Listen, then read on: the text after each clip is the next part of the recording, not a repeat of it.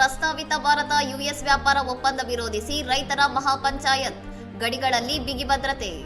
ಪ್ರಸ್ತಾವಿತ ಭಾರತ ಯುಎಸ್ ವ್ಯಾಪಾರ ಒಪ್ಪಂದಕ್ಕೆ ಇನ್ನೂ ಅಧಿಕೃತವಾಗಿ ಸಹಿ ಹಾಕದಿದ್ದರೂ ಪಂಜಾಬ್, ಹರಿಯಾಣ ಹಾಗೂ ಇತರೆ ರಾಜ್ಯಗಳ ರೈತರು ಸೋಮವಾರ ದೆಹಲಿಯ ಕಿಸಾನ್ ಘಾಟ್ನಲ್ಲಿ ಮಹಾಪಂಚಾಯತ್ ನಡೆಸಲು ಧಾವಿಸುತ್ತಿದ್ದಾರೆ.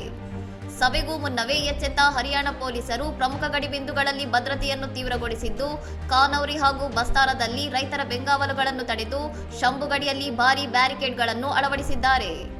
ದೇಶ ಬಚಾವೋ ಮೋರ್ಚಾ ಬ್ಯಾನರ್ ಅಡಿಯಲ್ಲಿ ಆಯೋಜಿಸಲಾಗಿರುವ ಈ ಮಹಾಪಂಚಾಯತ್ಗೆ ರೈತರಿಂದ ವ್ಯಾಪಾರ ಒಪ್ಪಂದದ ವಿರುದ್ಧ ತೀವ್ರ ವಿರೋಧ ವ್ಯಕ್ತವಾಗುತ್ತಿದ್ದು, ಕೆಲವು ಪ್ರದೇಶಗಳಲ್ಲಿ ನಿಷೇಧಾಜ್ಞೆಗಳನ್ನು ಜಾರಿಗೊಳಿಸಲಾಗಿದೆ.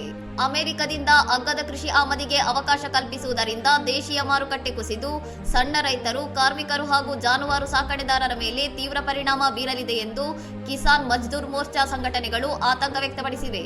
ಕೃಷಿ ಉತ್ಪನ್ನಗಳ ಮೇಲೆ ಯಾವುದೇ ರಾಜಿ ಮಾಡಿಕೊಳ್ಳುವುದಿಲ್ಲ ಮತ್ತು ಸೂಕ್ಷ್ಮ ಕ್ಷೇತ್ರಗಳನ್ನು ಮಾತುಕತೆಗಳಿಂದ ಹೊರಗಿಡಲಾಗಿದೆ ಎಂದು ಕೇಂದ್ರ ಸರ್ಕಾರ ಸಮರ್ಥಿಸಿಕೊಂಡಿದ್ದರೂ ಒಪ್ಪಂದ ಅಂತಿಮಗೊಳ್ಳುವ ಮುನ್ನವೇ ರೈತರು ತಮ್ಮ ವಿರೋಧವನ್ನು ವ್ಯಕ್ತಪಡಿಸುತ್ತಿದ್ದಾರೆ.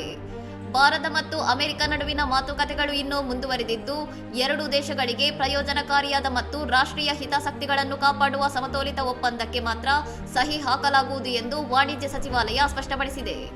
ಇನ್ನಷ್ಟು ಸುದ್ದಿಗಳಿಗಾಗಿ ನೋಡ್ತಾ ಇರಿ ಸೌರಂ ಟಿವಿ.